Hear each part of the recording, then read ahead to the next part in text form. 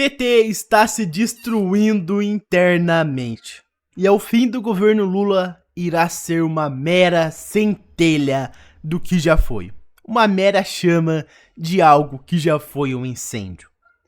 E pode comemorar, porque a extinção do Partido dos Trabalhadores, entre muitas aspas, porque a criação do Remessa Conforme não foi feita tendo os trabalhadores em mente. Vamos concordar, né? 92% de imposto não é algo que foi feito, aprovado, redigido, tendo em mente nós, meros trabalhadores. E o pior de tudo isso é que teve gente que acreditou quando a Esbanja falou que não, a taxação é somente para as empresas.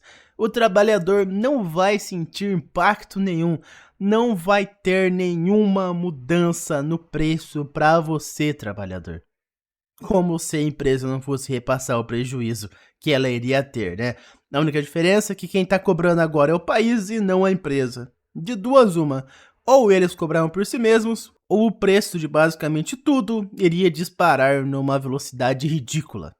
A extinção do PT nunca esteve tão próxima quanto está atualmente. Como todos nós sabemos, o atual Luiz Inácio Lula da Silva não é o mesmo Lula que já comandou o país.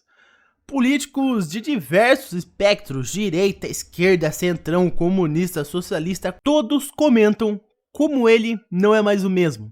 Como Lula perdeu a sua articulação política, perdeu sua lábia.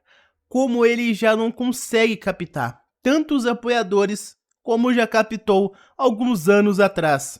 E o próprio PT já sabe que, ao fim do mandato de presidência do Lula, o PT não terá nenhum substituto para o Nove Dedos, não terá nenhum candidato forte à reeleição para manterem o seu candidato na presidência.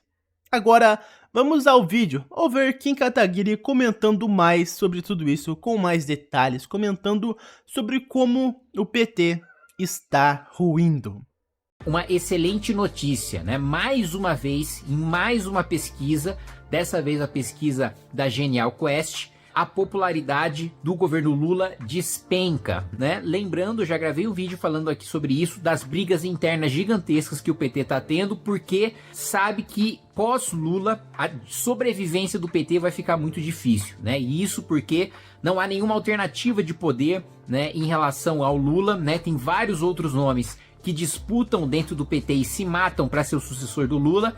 Já é quase que consenso que ele não vai ter condições de saúde para disputar a reeleição, então terá de ser outro candidato. O problema é que o Lula sempre fez questão de sufocar outras lideranças de esquerda, mesmo dentro do próprio PT. Ele sempre apoiou pessoas sem carisma, pessoas sem brilho próprio, pessoas que só venceriam eleições com a bênção dele, com o apoio dele. Basta vocês lembrarem, né, dos dois principais nomes aí apoiados pelo Lula, o da Dilma, né, uma pessoa sem inteligência, uma pessoa sem carisma, uma pessoa que não é eloquente, né, uma pessoa que depende 100% do apoio do Lula para ser alguém na vida política. A mesma coisa Fernando Haddad, é um sujeito sem carisma, é um sujeito que vai mal nos debates, que não empolga nos discursos, primeiro prefeito na história da cidade de São Paulo a perder no primeiro turno, né, o pior prefeito da história da cidade de São Paulo, aquele que saiu com a pior avaliação, não é opinião minha, são os dados, são os números que mostram isso.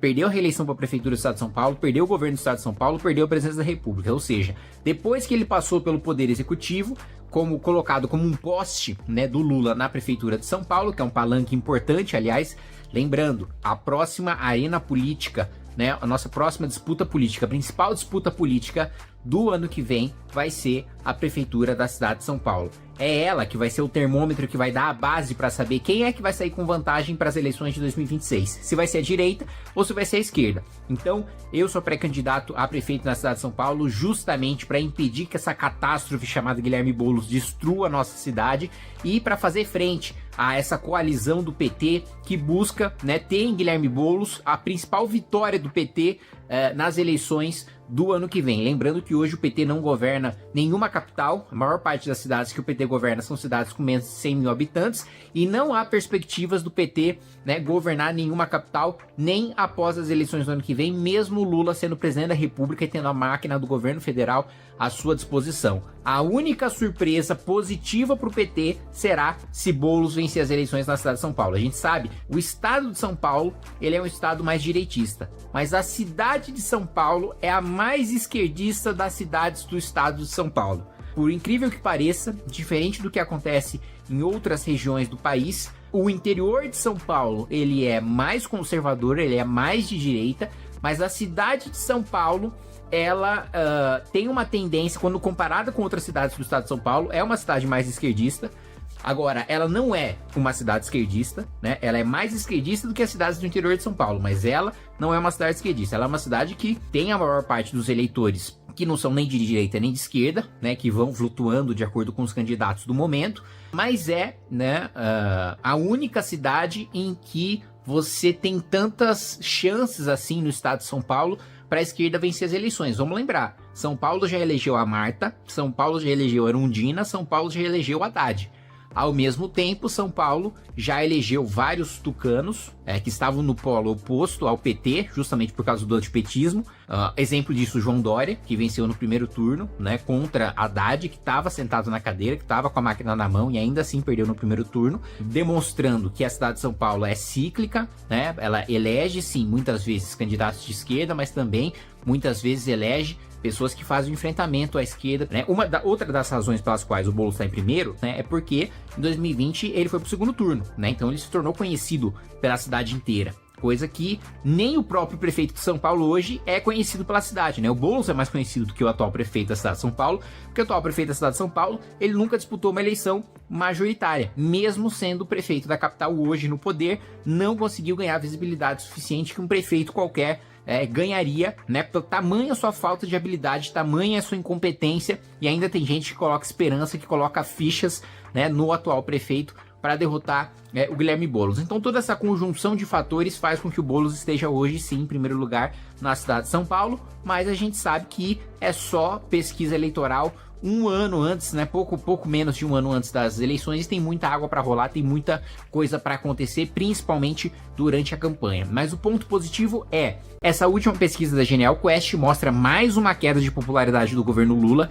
Mais uma vez, eles estão se matando entre si, porque o Lula sempre fez questão, como eu já disse, de deixar lideranças que não eram naturais, que não eram orgânicas, que não tinham carisma próprio, que não tinham brilho próprio, e agora todo mundo dentro do PT tá se matando para saber quem é que vai ser, né, o sucessor desse legado político do Lula, e o próprio Dirceu já diz que o PT pós-Lula vai se esfacelar, vai ser um Deus nos acuda, e essa queda de popularidade reflete diretamente nas eleições municipais do ano que vem. Pois é, finalmente, após ser responsável por afundar o país mais de uma vez, e ambos os governos, sejam ele Lula, Lula 1, Lula 2, Dilma, Dilma 1, Dilma 1,5, porque sofreu impeachment no meio do segundo mandato, o PT finalmente mostra sinais de estar se desfazendo. E o melhor, vocês sabem o que é o melhor, o que é o mais engraçado? Quem vai destruir o partido não é ninguém além deles mesmos. Isso é simplesmente incrível. O PT se destruindo sozinho, ninguém precisando levantar um dedo pro partido ruir e, por água abaixo, virar pó.